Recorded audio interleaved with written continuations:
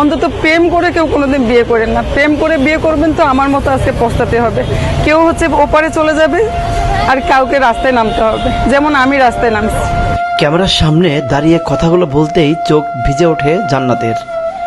জীবনের প্রতিটি অধ্যায় যেন শুধু সংগ্রাম আর বেদনায় লেখা। ছোটবেলাতেই হারিয়েছেন বাবাকে, এরপর বেড়ে উঠেছেন একটি এতিমখানায়।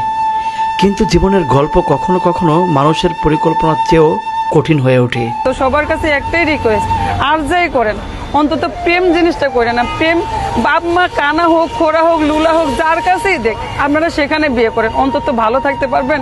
দিন শেষে বাপেরে মায়েরে বলতে পারবেন যদি কোনো সমস্যা হয়। কিন্তু আমি যে প্রেম করছি, আমি চাইলেও আমার মায়ের কাছে বলতে পারি না, চাইলেও গ্রামবাসীর কাছে যাইতে পারি না, আর কি কোনো জায়গায় যাওয়ার ঠাই নেই। ওতে প্রেম কইরা অন্তত আমার মতো এই জায়গায় যেন কেউ না আসেন। পারিবারিক সমস্যার কারণে টিকেনি প্রথম সংসার। সেই সম্পর্ক থেকে বেরিয়ে আসার পর পরিচয় হয় আরেকজনের সঙ্গে।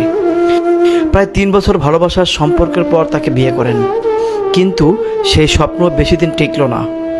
আজ ভাগ্যের নির্মম পরিহাসে আগারগাঁওয়ের রাস্তায় দাঁড়িয়ে চা বিক্রি করে সংসার চালাতে হচ্ছে তাকে। ছোট ছেলে আর বৃদ্ধ মাকে নিয়ে প্রতিদিন শুরু হয় এক নতুন যুদ্ধ।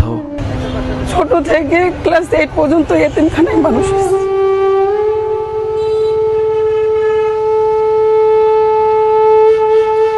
কে সবই জানতে পারি আমি এতিমখানায় মানুষ হয়েছি। আমি খায় না খেয়ে বড় হয়েছি। প্রত্যেকটা কোথায় জানত, আমার অতীত বর্তমান ভালো মন্দ সে সবই জানত। জানার পরও সে আমার সাথে আজকে এত বড় প্রতারণা করলো, আমাকে এমন নিঃস্ব করে দিচ্ছে, আমাকে রাস্তায় নামাইছে। আমি ওর অত্যাচার, ওরা আমার সাথে যে অন্যায় করছে, প্রশাসন আমার পাশে নেই, আমার টাকা নেই, সবকিছু যখন মিলাইতে পারিনি। আমি 2 মাস আগে কিন্তু বরিশাল আশুকাঠি হসপিটালেও ভর্তি হয়েছি। এই 2 মাস আগেও আমি দিয়েছিলাম যে যেহেতু আমার টাকা নেই, আমার বাঁচার কোনো উপায় নেই, আমি আইনগত সহযোগিতা পাচ্ছি না, তাহলে আমার বাচ্চা থেকে কি লাভ? আমি আমার সন্তানকে একটা সুষ্ঠু জীবন দিতে পারতেছি না। আমার একটা সুন্দর ভবিষ্যৎ ছিল, সেটাও নষ্ট হয়ে গেছে। আজকে রাস্তায় দাঁড়িয়ে আছে, কতজনে কত খারাপ কথা বলে এই জায়গায় দাঁড়িয়ে। অনেক খারাপ কথা শুনতে হয় আপনার এখানে? অনেক খারাপ কথা। আমি এখানে 1 মাস দোকান দিচ্ছি, 1 মাসের ভিতরে এমন একটা দিন নেই মানুষ খারাপ কথা বলে। কেউ বুঝে না যে এটা কি কারণে আজকে এই জায়গায় এসে দাঁড়াইছে। এইখানে আপনাকে খারাপ কথা বলছে? এগুলো কারা বলে আপু? তাদেরকে তো আমি চিনি না। জান্নাত বলেন, চা বিক্রি করে খাই, তবুও মানুষ আমাকে নিয়ে বাজে কথা বলে।